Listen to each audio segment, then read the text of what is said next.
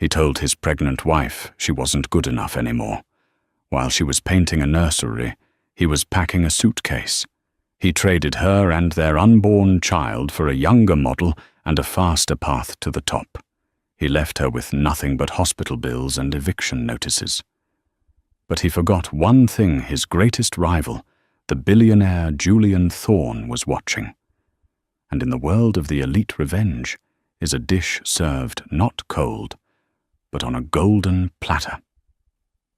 This is the story of how a rejected wife and a sworn enemy built an empire and raised the son he abandoned. The smell of pale blue paint still clung to Eleanor Sterling's clothes, a soft, powdery scent of new beginnings. At 8 months pregnant, every movement was a negotiation, but she'd spent the entire day hanging decals of cartoon whales and fluffy clouds. She smiled, one hand pressed to the swell of her belly, where her son Oliver was kicking in agreement. "Just wait until you see it, Richard," she murmured, rehearsing the moment. Richard was late, but that was normal. His work at Sterling and Vance Financial was his everything. He was on the cusp of a major promotion, a partnership that would finally rocket them into the social stratosphere he craved. The click of the key in the lock of their penthouse apartment was sharper than usual. "Rick, you're home," Eleanor called, waddling out of the nursery. "You have to see what I—" She stopped. He wasn't in his usual rumpled suit. He was wearing a crisp new charcoal blazer, a silk shirt she didn't recognize, and he was carrying a leather carry-on bag. He wasn't looking at her. He was looking past her, at the imported Italian marble of their foyer. "Richard, what's wrong? Is that a new bag?" "We need to talk, Eleanor," he said. His voice was flat, devoid of the warmth she'd known for 7 years. A cold dread sharper than any pregnancy pain seized her. "You're scaring me. Did something happen with the deal?" "Is it Julian Thorne again?" "I know he's been trying to—" "This isn't about Thorne," Richard interrupted, finally meeting her eyes. The coldness there made her flinch. "This is about us. Or rather the fact that there is no us anymore." Eleanor laughed, a tight, nervous sound. "What are you talking about? Don't joke, Rick, I'm too tired." "I'm not joking." He set the bag down with a heavy, final thud. "I'm leaving you. The divorce papers will be served tomorrow." The world tilted. The paint fumes so sweet moments ago now seemed suffocating. "Leaving Richard, I'm 8 months pregnant. We just finished the nursery." She pointed a desperate, trembling gesture. "That's the problem, isn't it?"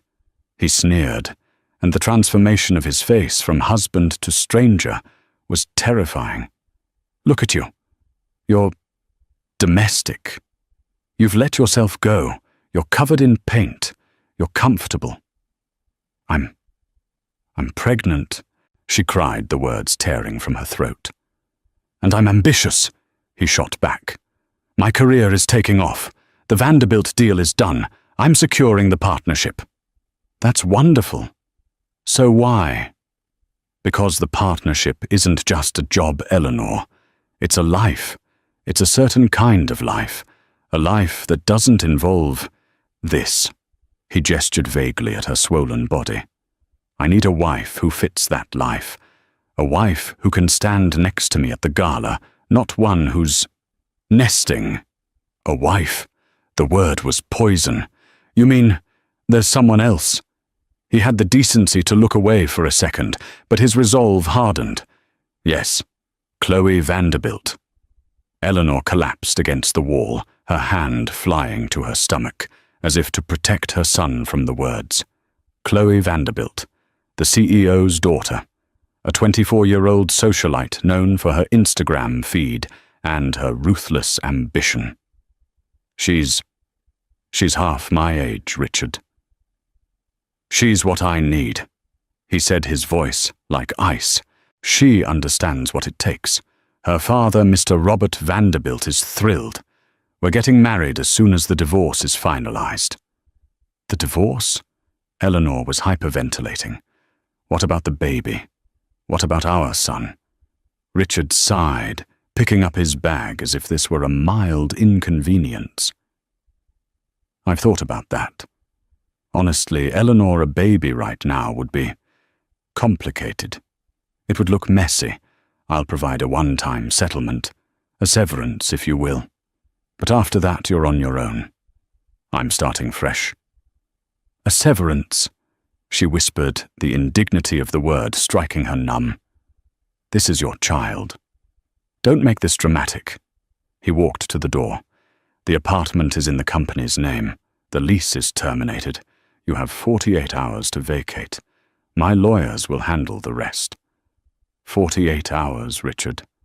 I have nowhere to go. I have nothing.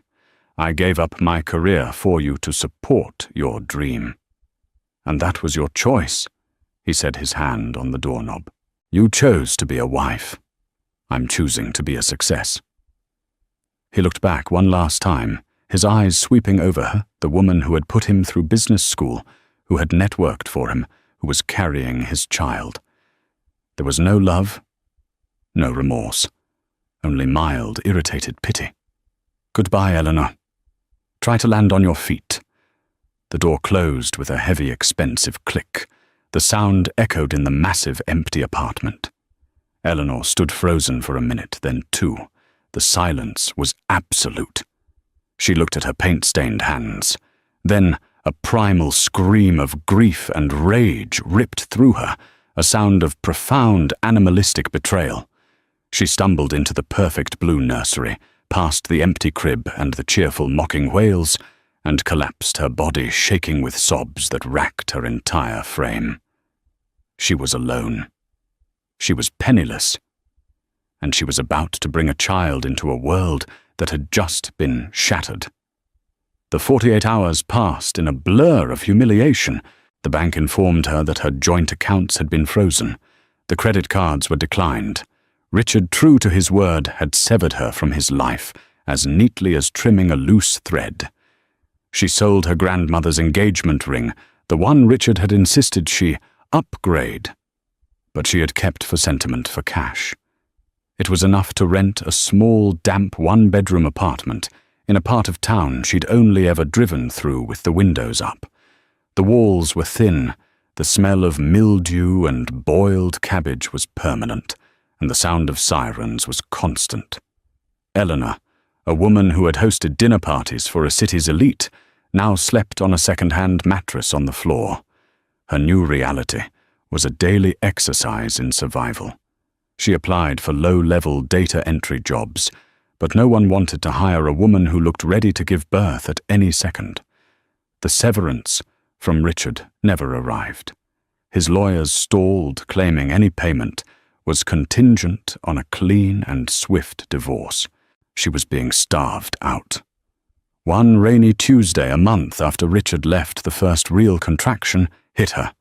It was savage and sudden, weeks before her due date. Panic seized her. She fumbled for her phone, but her service had been cut off. She had no one to call. Gripping her stomach, she stumbled into the hallway, knocking on her neighbor's door. No answer. The pain doubled her over. Desperate, she made her way down the rickety stairs and out into the rain, flagging down a taxi she couldn't afford. The ride to the public hospital was a fresh hell. The driver, a man named Mr. Henderson, saw her agony and the peeling paint of her apartment building. He just nodded his eyes, sympathetic in the rearview mirror. "You'll be okay, miss. We'll get you there." She was rushed into a chaotic emergency room. The birth was fast, brutal, and lonely. There was no hand to hold, no soothing words, just the fluorescent lights and the detached professional voices of the hospital staff. Oliver was born at 3:01 a.m. He was small, shockingly small, but he was breathing. As they placed him on her chest, his tiny, wrinkled face slick with birth, Eleanor felt a surge of love so fierce it eclipsed her despair. "It's you and me, Oliver," she whispered, tears streaming down her face. "I'm so sorry, but I promise I will never, ever let you down." Because he was premature, Oliver was taken to the neonatal intensive care unit, NICU. Eleanor was moved to a shared recovery room. The next morning, frantic to see her son, she shuffled down the hallway to the NICU. She stood outside the double doors, watching through the glass as nurses tended to the rows of tiny incubators. She was a wreck. Her hair was matted. She was wearing a threadbare hospital gown, and the tears wouldn't stop. She was terrified of the medical bills, of how she would feed him, of everything. It's a heavy burden, isn't it? The voice was deep, smooth, and unexpected. Eleanor turned, startled. A man stood beside her. He was tall, impeccably dressed in a bespoke suit that probably cost more than her entire life savings. He had sharp, intelligent eyes and dark hair just starting to silver at the temples. He looked completely out of place in the grim hospital corridor. He too was looking into the NICU. My son is in there, Eleanor managed, wiping her face. My sister's twins, he said, his gaze fixed on a specific incubator. They came too early. He was quiet for a moment, a flicker of vulnerability crossing his face before it was replaced by a mask of polite control. He turned his full attention to Eleanor. You look like you've been through a war. Something like that, she whispered. He studied her, his gaze analytical, but not unkind. This is a hard place to be alone. He reached into his breast pocket and pulled out a slim, matte black business card. I'm Julian Thorne. Eleanor's breath hitched. Julian Thorne. The name was a thunderclap. This was Richard's mortal enemy. The man Richard had spent years battling, the man he blamed for every deal gone wrong, the man he privately called the Shark. Julian didn't seem to notice her reaction. My family's foundation sponsors this NICU wing. The social workers here are excellent, but they're overwhelmed. If you need anything formula a safe place to live legal counsel, call the number on this card. Ask for Sarah. She'll bypass the red tape. Eleanor stared at the card. Thorne Industries. I can't, she stammered. This isn't charity, Julian said, his voice firm. It's an investment. Healthy children make a healthy city. The foundation exists to solve problems. It looks like you have several. He gave her a curt, professional nod. Good luck with your son. He walked away, his expensive shoes silent on the linoleum. Eleanor was left holding the card, a lifeline from the one person in the world her ex-husband despised more than anyone. The hospital bills arrived 2 days later. The total was astronomical, a figure so high Eleanor felt the air leave her lungs. The hospital social worker, a kind but stressed woman, informed her that without insurance, which Richard had cancelled, she would be responsible for the full amount. She was trapped. She could declare bankruptcy, but that would ruin any chance of getting a decent job or apartment. Or she could make the call. Her hand trembled as she dialed the number on Julian Thorne's card. She asked for Sarah, and the voice on the other end, previously brusque, immediately warmed. Mr. Thorne mentioned you might call. How can we help you, Ms. Sterling? Eleanor said the name, tasting like ash. Eleanor Sterling. There was a sharp intake of breath on the other end. One moment. She was put on hold for less than 10 seconds before a new voice came on the line. It was Julian Thorne himself. Mrs. Sterling, he said. The politeness was gone, replaced by a tone of sudden, intense interest. I just made the connection. You are Richard Sterling's wife. Ex-wife. Eleanor clarified, her voice shaking. He left me. He left me with nothing. There was a long pause. Meet me tomorrow, Julian said. My office, 10 a.m. Bring every bill, every notice, every document you have. He didn't wait for a reply. The line clicked dead. The Thorne Industries building was a spear of glass and steel that pierced the skyline. Eleanor holding a sleeping Oliver in a borrowed carrier felt impossibly small. She was ushered into a penthouse office with a view that stretched to the ocean. Julian Thorne was behind a massive obsidian desk. He didn't rise. Sit. For an hour he didn't speak. He just read. He read the eviction notice, the bank statements, the threatening letters from Richard's lawyers, the staggering hospital bill. His face was unreadable. Finally, he steepled his fingers and looked at her. "He's not just cutting you loose," Julian said, his voice a low growl. "He's trying to erase you. He knows if you declare bankruptcy, you'll be destabilized, and he can petition for sole custody, later claiming you're an unfit mother or force you to sign away rights for a pittance. Why would he even want custody?" "He doesn't," Julian said. "He wants control. He wants to ensure his messy past can never touch his new life." He leaned forward, his eyes boring into hers. "I have known Richard Sterling for 15 years. We were analysts together at JP Morgan. He didn't just compete with me, Mrs. Sterling. He stole my proprietary algorithm, passed it off as his own, and got me fired. It almost bankrupted me. I had to start over from scratch." Eleanor was stunned. Richard had always painted Julian as the villain. "Richard is a parasite." Julian continued, his voice dangerously calm. "He attaches himself to a host, drains them, and moves to the next. You were his host. Now he's attached to Robert Vanderbilt."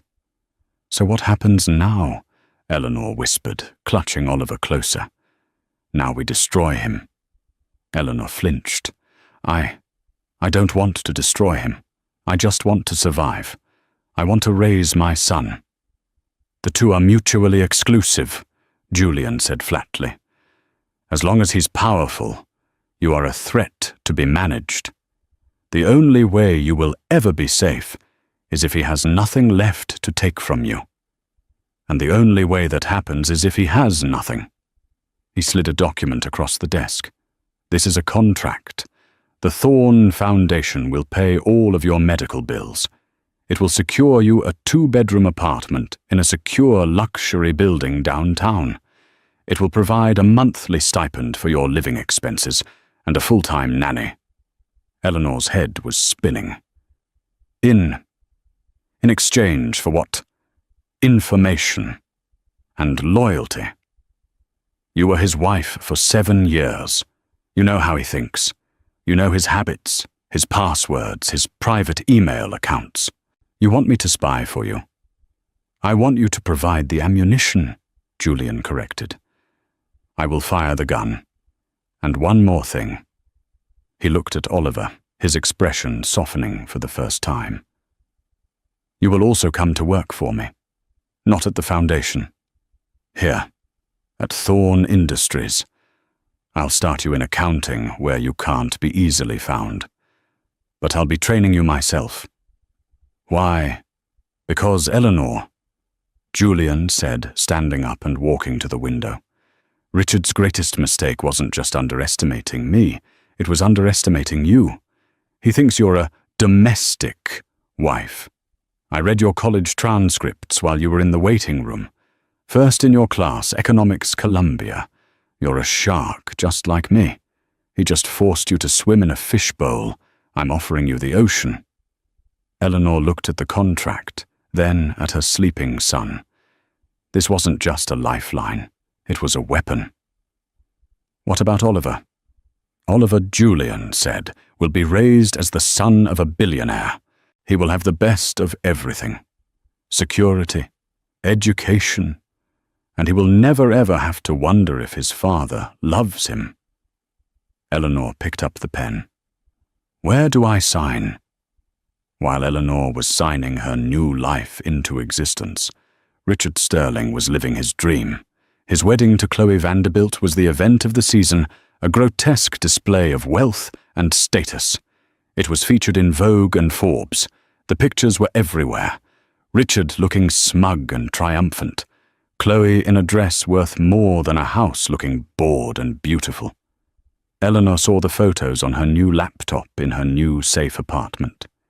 She felt a brief, sharp pang of her old life. But as she looked at the image, she didn't see the man she had loved. She saw a target. She opened a new encrypted file and began to type. She detailed every private conversation, every whispered ambition, every corner Richard ever cut. She remembered the name of his hidden hard drive. She remembered the secret password he used for his personal ledger. She was no longer a victim. She was an asset. The next 5 years were a montage of brutal, relentless work. Eleanor Vance, she had legally taken her mother's maiden name, arrived at Thorn Industries before the sun rose and left long after it set. The nanny, a kind woman named Maria, effectively co-parented Oliver. True to his word, Julian was a demanding and brilliant mentor. He didn't care about Eleanor's feelings. He cared about her results. He ripped her first 3 financial reports to shreds, forcing her to find the errors. He put her in high-stakes negotiations and watched silently as she learned to fight. "Sentiment is a liability, Eleanor," he would say, his voice echoing in the late-night boardroom. "Richard used your sentiment against you. Never let that happen again. In this world, you are either useful or you are invisible. Choose." She chose to be useful. She wasn't just in accounting anymore. Within 2 years, she was running the acquisitions department. Within 4, she was Julian's official chief operating officer. She was the one who structured the deals, the one who found the weaknesses in their competitors, the one who closed. And Julian's prediction had been right. She was a shark. She was ruthless efficient and saw every problem as a puzzle to be solved. The soft paint-stained wife was gone, replaced by a woman who wore custom-tailored suits, spoke with unassailable authority, and commanded the respect of a building full of high-powered executives. But her transformation wasn't just professional. Her relationship with Julian had evolved. It was not a romance. It was an alliance, forged in a shared goal and a deep mutual respect. He was the only person on earth who understood her. And then there was Oliver. From the beginning, Julian had taken an interest in the boy. He'd stop by her apartment, ostensibly to drop off files, but would end up on the floor, building elaborate block towers with the toddler. As Oliver grew, Julian was the one who taught him to throw a baseball, the one who read him the Wall Street Journal, simplified, he claimed, the one who took him to the Natural History Museum. Richard Sterling, meanwhile, had never once called.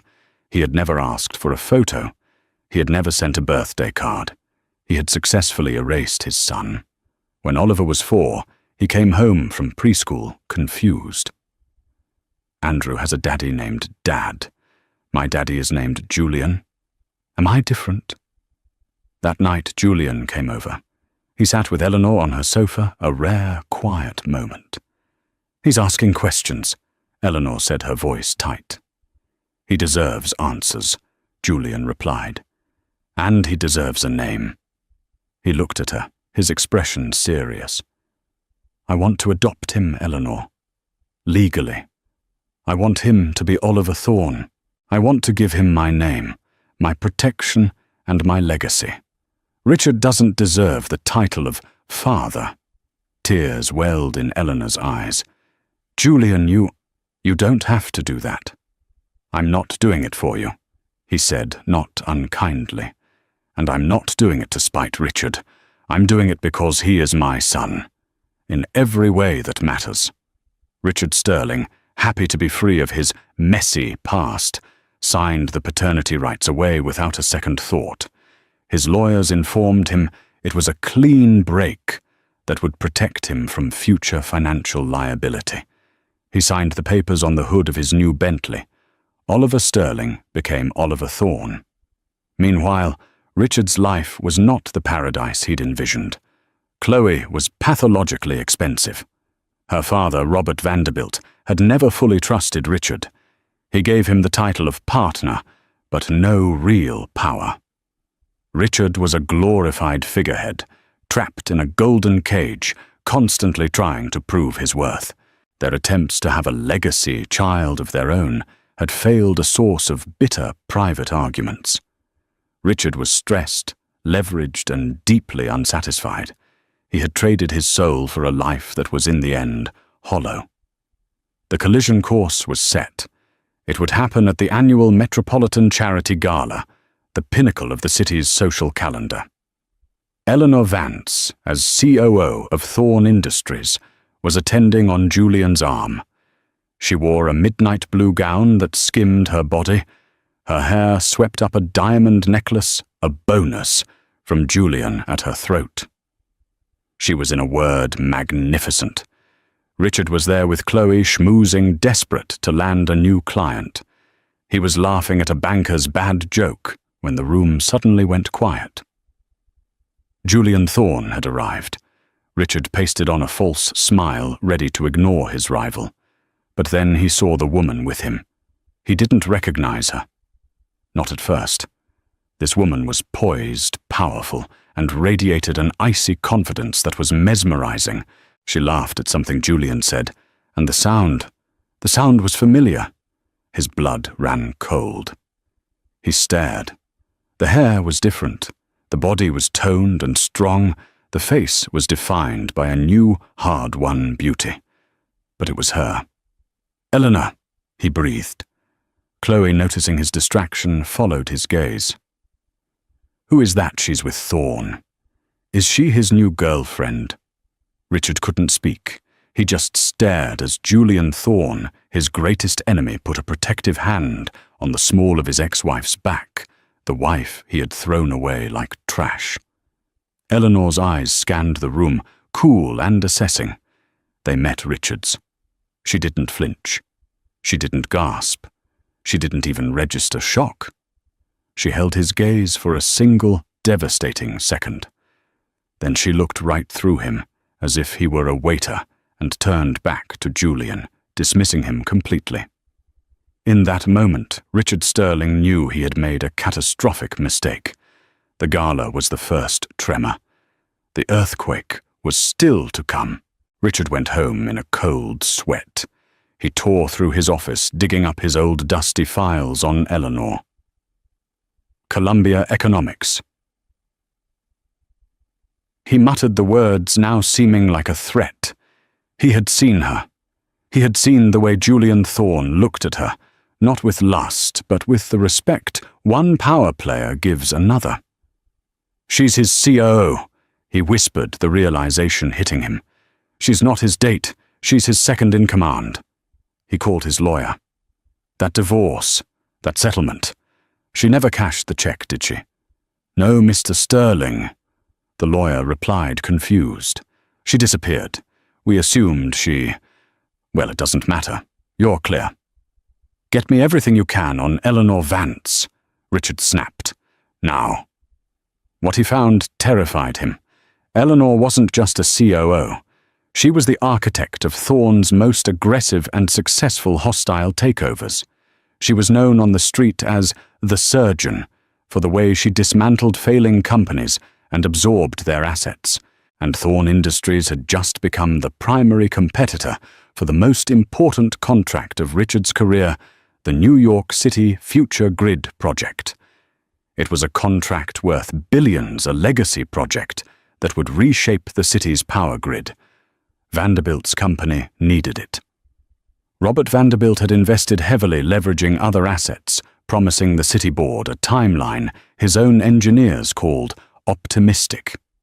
Richard was in charge of the pitch. If he failed, he wasn't just out of a job. He and his father-in-law would be ruined. He spent weeks preparing his presentation, his hands shaking. He was no longer competing against Julian Thorn, the rival he understood. He was competing against Eleanor, the woman whose every strength he had mistaken for weakness. The day of the presentation arrived. The boardroom at City Hall was a vast, intimidating space of glass and dark wood, dominated by a U-shaped table where the city's board members sat, their faces impassive. Richard and his team presented first. He tried to be the charismatic salesman he'd always been, but his voice was thin. He made grand promises. He showed flashy renderings. He emphasized the Vanderbilt name. He could feel the board's skepticism. His pitch was all style, no substance. "Thank you, Mr. Sterling," the board chairwoman said, her tone cool.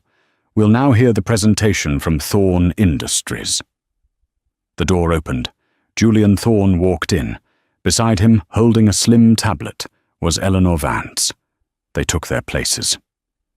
"Good morning," Julian began, his voice filling the room. "We all know the future of this city depends on infrastructure that is not just ambitious, but flawless.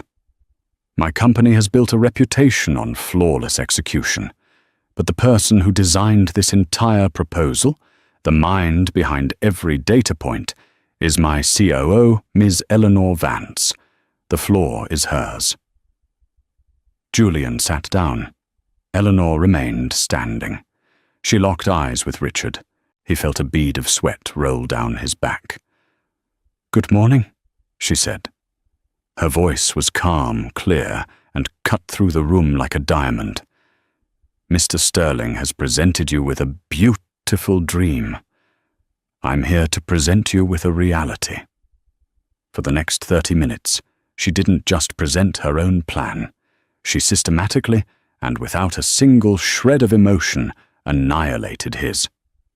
Mr. Sterling's proposal on page 8 promises a 24-month completion timeline.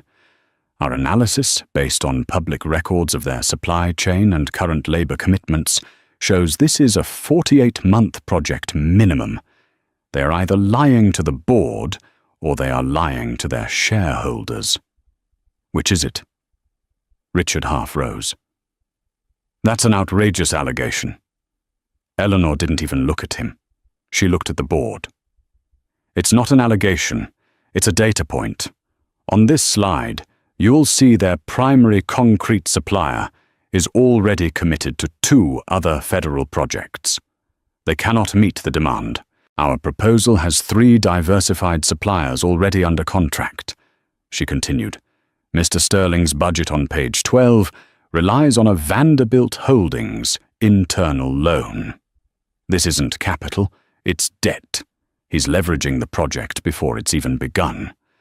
This financial model," she clicked, and a complex chart filled the screen, "is not just optimistic, it's reckless. It exposes the city to massive liability." She walked the board through every line item, exposing the rot at the core of Vanderbilt's company.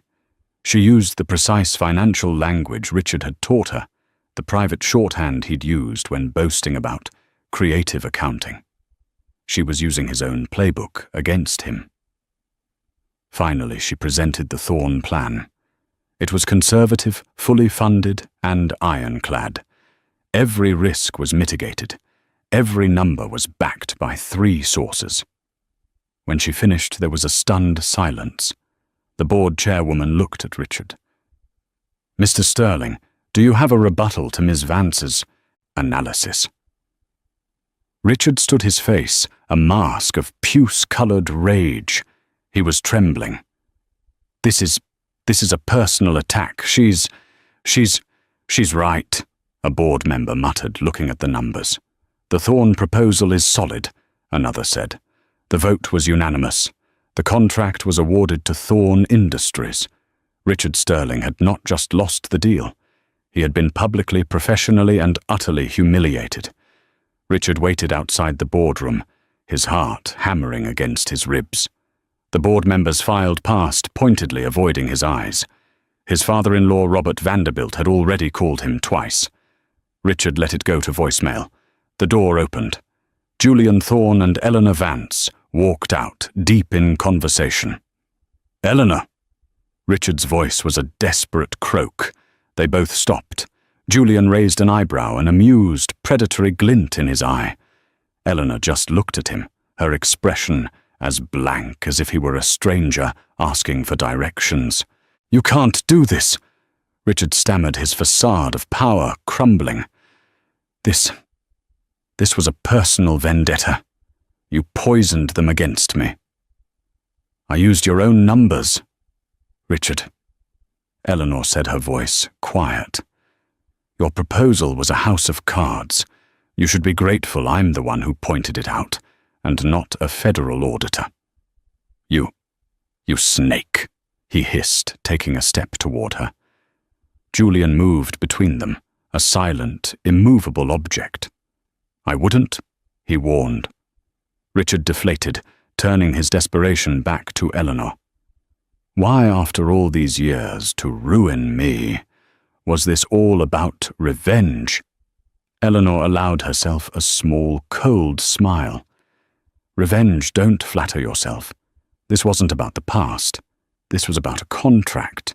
You were simply substandard. The casual dismissal was worse than any insult. I gave you everything, he yelled. You gave me 48 hours to vacate an apartment, she corrected him.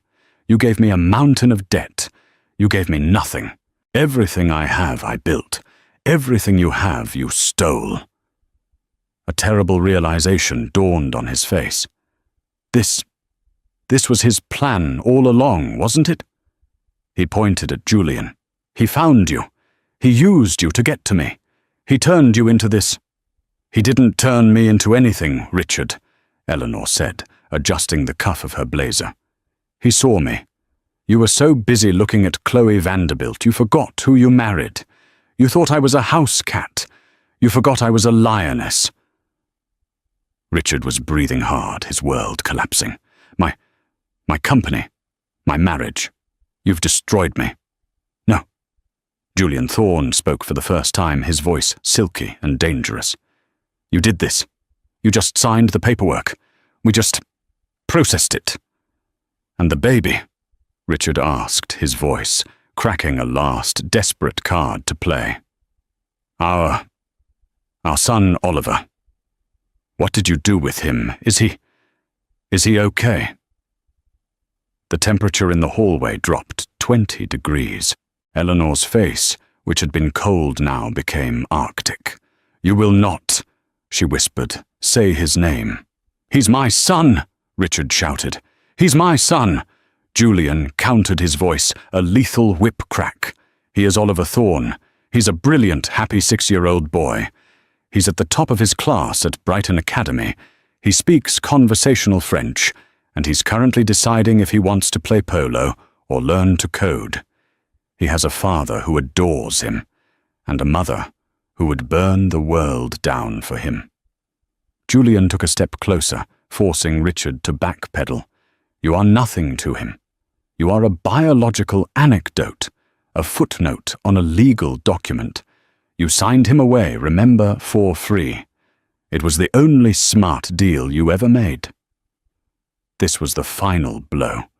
The knowledge that his son, the son he had discarded as messy, was being raised by his greatest enemy, living the very life of privilege Richard had betrayed him for. But we didn't just come here for the contract, Richard, Eleanor said, her voice pulling him back from the brink. What? He whispered. The analysis, Julian said, tapping his tablet. While my COO was reviewing your creative finances, she uncovered a pattern, a rather alarming pattern of wire fraud, embezzlement, and securities violations, all originating from your father-in-law's personal accounts, but all countersigned by you. Richard's face went white. We just won the city contract, Eleanor explained, as if to a child. Which means all of your company's financials, which you submitted as part of your bid, are now public record. And we've already forwarded our analysis to the U.S. Attorney's Office and the SEC. They were very interested. Richard stumbled back, hitting the wall. No, Robert. I just signed. You just signed your own confession, Julian finished. You were so desperate for his approval, you made yourself the scapegoat. And when Robert Vanderbilt has to choose between saving himself and saving his idiot son-in-law, well, he's even more of a shark than I am. Enjoy prison, Richard, Eleanor said. She and Julian turned, and walked away, their footsteps echoing in the corridor. Richard Sterling slid down the wall and sat on the floor, a completely broken man. The checkmate was complete. The fallout was not a quiet crumble. It was a public detonation. The New York Times ran the story above the fold. Vanderbilt Empire crumbles. CEO Robert Vanderbilt and son-in-law Richard Sterling indicted for massive fraud. City contract awarded to Thorn Industries. The story was a masterclass in journalistic evisceration. It detailed not only the reckless financial models and blatant lies in the future grid proposal, but also included an anonymous source who provided a damning analysis of Vanderbilt's broader portfolio, revealing a pattern of leveraging and fraud that stretched back years. Eleanor and Julian watched the first televised report from the main boardroom at Thorn Industries, the same room where they had planned their attack. The screen showed a grim-faced news anchor. "We are now getting reports," the anchor said, "that the entire case was blown wide open by an incredibly detailed financial analysis delivered anonymously to the SEC and the U.S. Attorney's Office just yesterday. Sources are calling the dossier a work of art, a perfect roadmap to a conviction." Julian permitted himself a small, thin smile, raising his glass of scotch to Eleanor. "A work of art, Miss Vance. Your finest, I believe." "I simply organized the data he provided." Eleanor replied, her voice cool, though a spark of grim satisfaction lit her eyes. Richard was always sloppy. The cameras cut to a live shot. It was Chloe Sterling née Vanderbilt, emerging from a black town car, shielded by two massive bodyguards, pushing through a phalanx of reporters. She looked terrified, her face pale beneath her perfect makeup. "No comment, I have no comment," she shrieked, a different woman from the bored socialite at the gala. The scene cut again. Robert Vanderbilt, his face a mask of stone, was being led from his office in handcuffs. Richard Sterling, the anchor continued, reportedly surrendered to federal marshals at his home an hour ago. He is being held without bail, as is his father-in-law. Julian muted the television. The silence in the room was heavy final. "It's done," Eleanor whispered. It wasn't a question. "No," Julian said, turning to face her. "The checkmate is complete, but the game isn't over until the king is off the board. Now they will turn on each other." Julian's prediction was, as always, precise. The bonds of marriage and family, built on a foundation of mutual greed, disintegrated on first contact with real consequences. Richard, sitting in a sterile white holding cell, was given one phone call. His lawyer was already en route, but he didn't call his lawyer. He called his wife. "Chloe, thank God!" He breathed the receiver slick with sweat. "Listen to me, it's all a misunderstanding. It's a hostile attack by Thorn. I need you to post bail. It's high, but your father can." "My father?"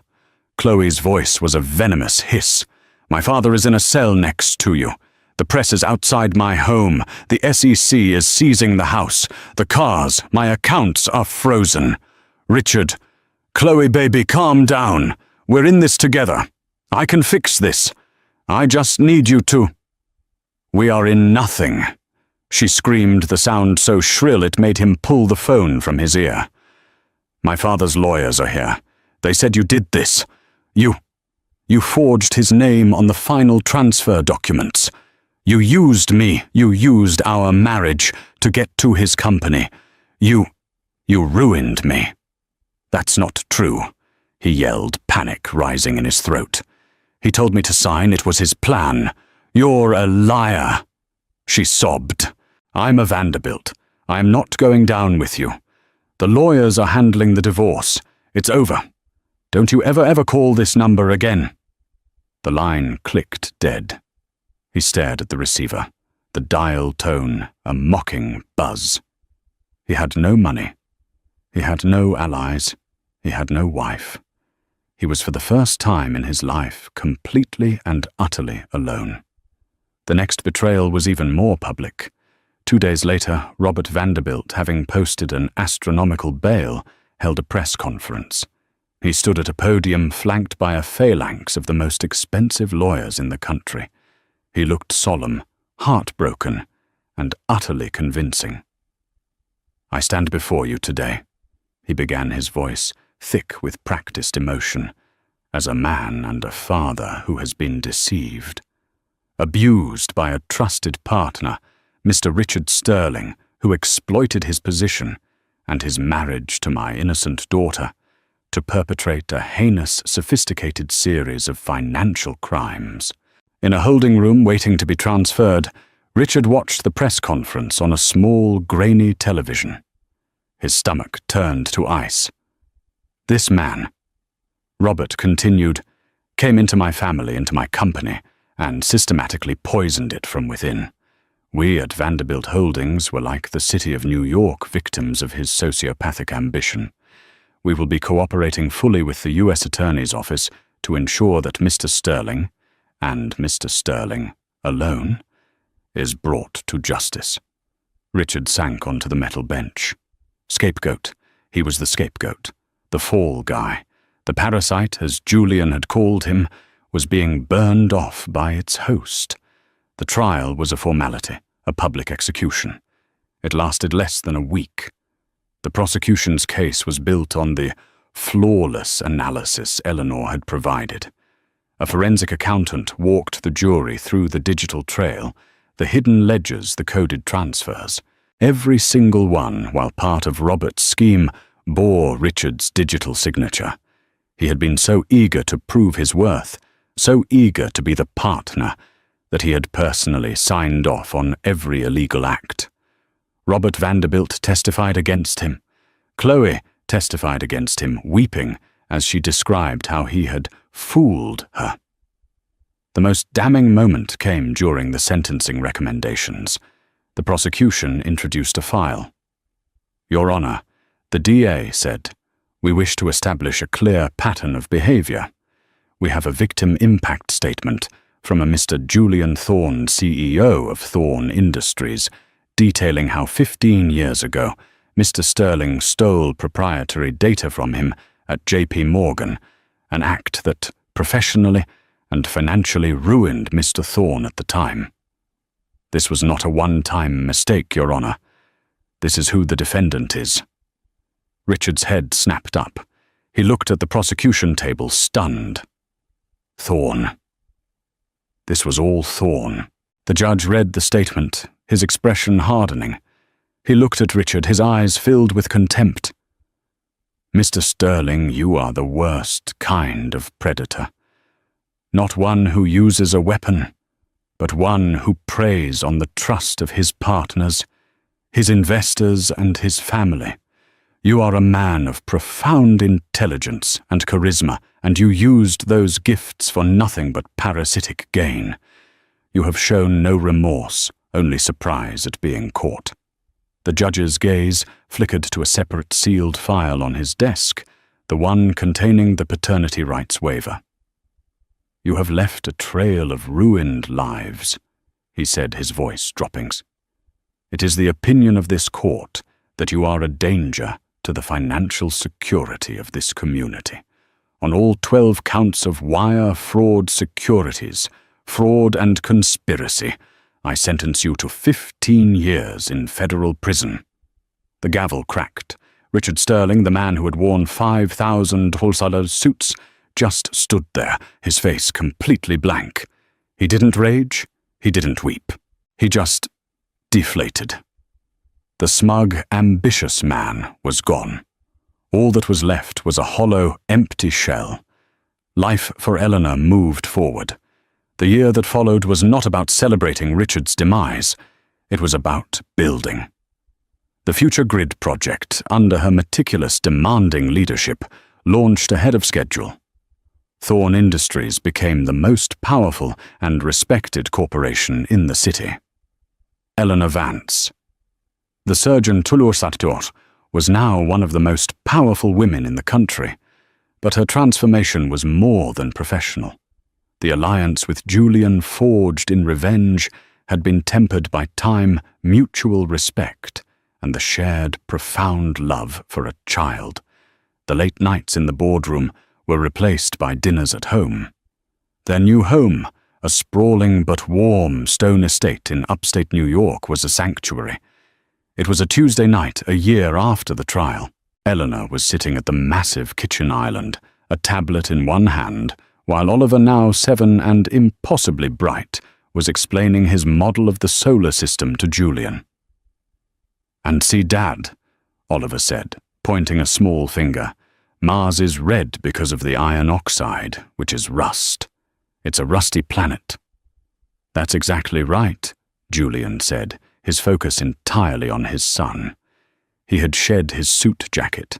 His tie was loose, and the man the world knew as the Shark was patiently listening to a first grader. "But if it's covered in rust, what does that tell you about what used to be there?" Oliver's brow furrowed. "Rust needs water and oxygen. Wait, there was water on Mars." "That's what the science suggests," Julian said, smiling. Eleanor watched them, a warmth spreading through her chest that had nothing to do with power or profit. This was real.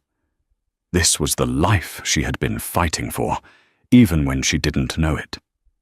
Julian caught her eye, and his smile widened. It was a shared, quiet moment of pure contentment. The past was not entirely buried, however.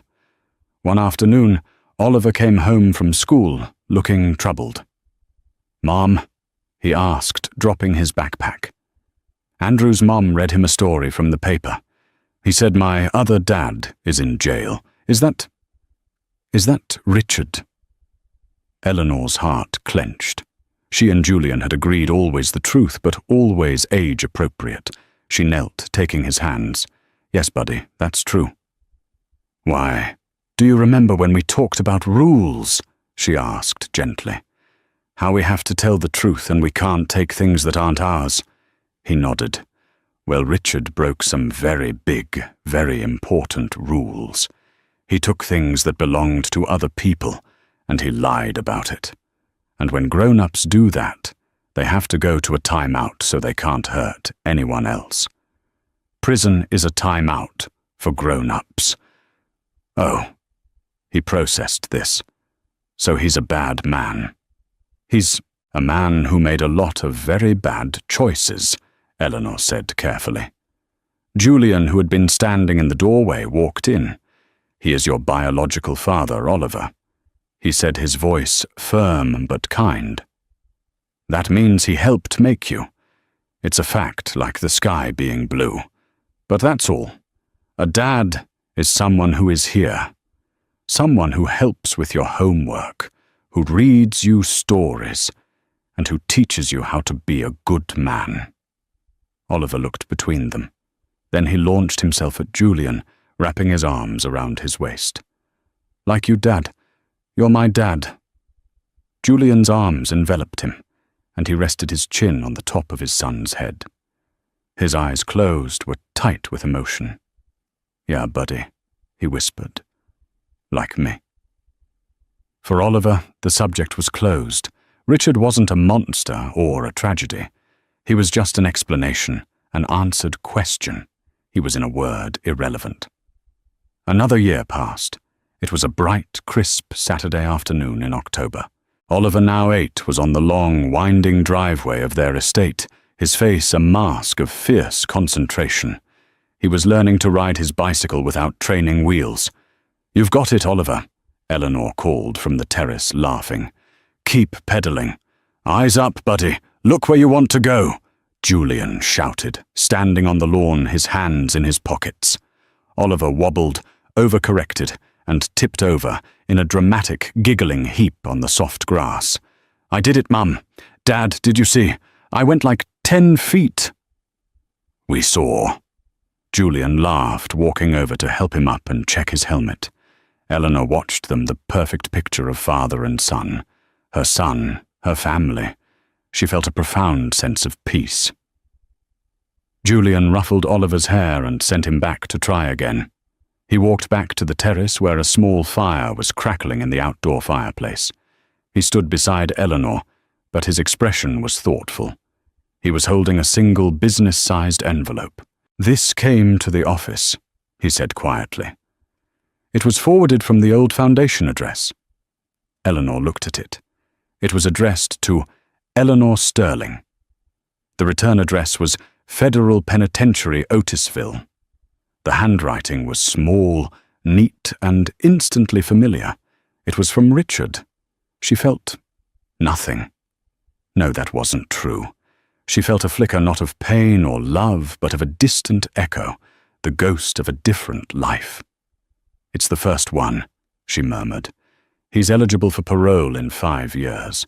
He's probably starting his Making Amends campaign." Julian said, his voice hard. "Do you want to know what it says?" Eleanor took the letter from him. She felt the paper thin and cheap. She looked at the handwriting she had once known on love notes, on birthday cards, on grocery lists. She could almost guess the contents. Excuses, blame, self-pity, and then finally a request. Forgiveness, a photo of his son. Money. She looked up. Across the lawn, Oliver had managed to get his balance. He was pedaling slowly, then, fast to his face, a supernova of triumph. "I'm doing it! I'm doing it!" he shrieked with joy. She looked at Julian, who was watching her, not the boy. His face held no judgment, only absolute trust. He would support whatever she chose. Eleanor Vance, the woman who had been left with nothing, walked to the stone fireplace. She held the letter over the flames, watching the edges curl and blacken. The name Eleanor Sterling vanished first. She dropped it into the fire, and they both watched as Richard's words, whatever they were, turned to ash and smoke. "What do you think he wanted?" Julian asked, slipping his arm around her waist. "It doesn't matter," Eleanor said, leaning her head on his shoulder. "He's 6 years too late." 8, Julian corrected her, kissing the top of her head. He was too late the day he walked out that door. "Mum, Dad, look no hands," Oliver shouted, immediately, wobbling and grabbing the handlebars, laughing hysterically. Julian laughed, a deep, genuine sound. "He's going to give me a heart attack." "He's happy," Eleanor said, her voice thick. "He's so completely happy." "We all are," Julian replied. She turned in his arms to face him. This is the real revenge, isn't it? Not the trial, not the prison. This. Richard thought the prize was the Vanderbilt name, and a penthouse apartment. Julian said, his eyes tracing her face. He was a fool. He had the entire world in his hands, and he threw it away because it was covered in paint.